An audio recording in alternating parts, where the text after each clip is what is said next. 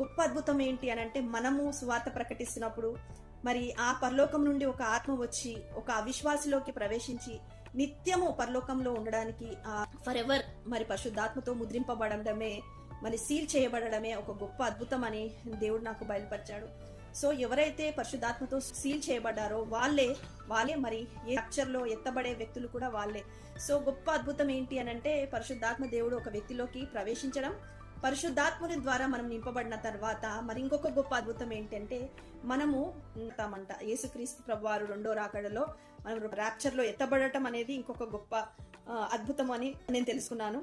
So ఈ 2 miracles అంటే, ఒక పరిశుద్ధాత్మ దేవుడు లోపలికి ఎంటర్ కావడం, పరిశుద్ధాత్మ ద్వారా మనం ట్రాన్స్లేట్ అయ్యి మరి యేసుక్రీస్తు వచ్చినప్పుడు ఎత్తబడే గుంపులో ఉండడం అనేది కూడా ఒక గొప్ప అద్భుతమే. సో మరి ఈ యొక్క ట్రూత్ నేను తెలుసుకున్నాను. కాబట్టి దేవుడు మరి మన ద్వారా మృతులను లేపుతాడని కూడా నేను విశ్వసిస్తున్నాను. అది దేవుని చిత్తంలో ఉంటే